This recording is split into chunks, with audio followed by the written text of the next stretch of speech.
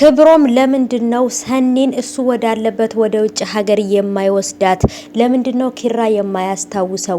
እነ ኪራ ቤት ያለው ልጅስ የሚፈልገው ነገር ለምን ይዞ አይወጣም? ኪራስ ለምን አይመለስም? ምናምን ጨበርዬስ ለምን ያለችውበትን ነገር አትናገርም? ክብሮምም ደግሞ እውነት ከወደዳት ሰኒ እንደዚህ በሱ ምክንያት ከምትጎዳ እሱ ወዳለበት ቦታ ይዟት ለምን አይሄድም? እውነት ፍቅር ካለው በቃ የተለያዩ ጥያቄዎች አሉ ማለት ነው ውዶቼ። እነሱን እንግዲህ አብረን በደንብ አድርገን የምናይ ይሆናል። ኪራም ደግሞ ሽማግሌ ልካለው ይላል። መቼ ነው ሽማግሌ ልኮ ጽናትን እዛ ቦታ ላይ ይዟት የሚወጣው? በቃ ማለት እንዴት ነው እሱ የማያስታውሰው? በቃ አዳዲስ ነገር ይዛችሁልን ቶሎ፣ በጣም ነው የሚያስጠላው እያላችሁ ነው። ሰላም ሰላም፣ ውድ የተከበራችሁ የቻናሌ ተከታታዮች እንዴት ናችሁ? ከኔ ጋር ሁሉ ሰላም ነው። ሰላማችሁ ይብዛልኝ ባላችሁበት ውድ ቤተሰቦቼ። ለቻናሌ አዲስ ከሆናችሁ ሰብስክራይብ አድርጋችሁ ቤተሰቡ ነው። ነባሮች ዌልካም እንኳን በሰላም መጣችሁ ብያለሁ ውድ ቤተሰቦቼ ሀባይቦቼ። እስኪ ሁላችሁንም ዛሬ በተለይ አብዛኛውንም በቃ በደንብ ላመሰግናችሁ ነው የመጣሁት ማለት ነው። የጽናት ድራማ ዛሬ እንደተለመደው በዚህ በተለመደው ሰዓት ላይ በምናቀው ሰዓት በተለመደው በሚለቀቅበት ሰዓት ላይ ይለቀቃል ማለት ነው። ዛሬም ደግሞ የጽናት ድራማ ቤተሰቦች ሁላችሁንም ሌሎችም ድራማዎችን እለቃለሁ። የሁላችሁንም ሰብስክራይብ ላደረጋችሁኝ በቃላችሁ መሰረት 15000 በቅርብ እናስገባሻለን ብላችሁ ነበረ። 15000 ገብቻለሁ። እውነት ለመናገር እንዴት እንደማመሰግናቸው አላቅም፣ ቃላት ያጥረኛል። በጣም ነው ማመሰግነው። ክበሩልኝ። በቅርብ ደግሞ 20 እንደምታስገቡኝ አልጠራጠርም። ምክንያቱም 15000 በቅርብ እናስገባሻለን አብሽሪ በርቺ እያላችሁ ነበረ። እንዳላችሁትም ደግሞ አስገብታችሁኛል።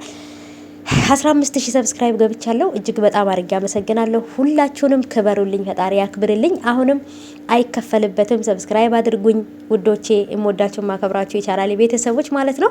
ጥሩ ኮሜንት፣ መጥፎ ኮሜንት በመጽፉ ሰዎችን እኔ መጥፎ አልናገርም ማለት ነው ውዶቼ። እና ስለዚህ እናንተ ማክብራችሁኝ ደግሞ ሰብስክራይብ ስላደረጋችሁኝ እንደዚህ 15000 በቅርብ አስገብታችሁ እንዳስደሰታችሁኝ ፈጣሪም ደግሞ እናንተ ያሰባችሁትን አሳክቶላችሁ ፈጣሪ ያስደስታችሁ ማለት ነው ውድ የስደት እህት ወንድሞቼ።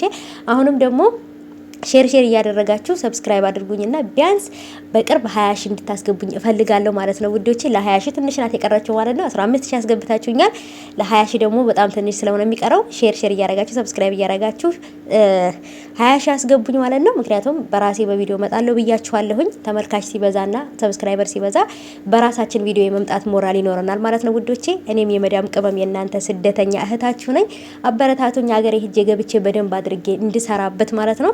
ስለ ሰብስክራይብ ስላደረጋችሁኝ ስላበረታታችሁኝ 15000 ስላስገባችሁኝ እጅግ አድርጌ አመሰግናለሁ። ፈጣሪ ያክብርልኝ። አሁንም ደግሞ ሰብስክራይብ ማድረግ አዲስ የመጣችሁ ሰብስክራይብ እያደረጋችሁ እለፉ ማለት ነው ሀባይቦቼ።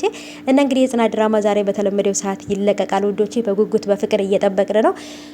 ክብሮም ለምንድነው ሰኒን ወደ ውጭ ሀገር እሱ ወደ ያለበት ሀገር የማይወስዳት? ከወደዳት ካፈቀራት ለምን በሱ ምክንያት ትጎዳለች እያላችሁ ነው።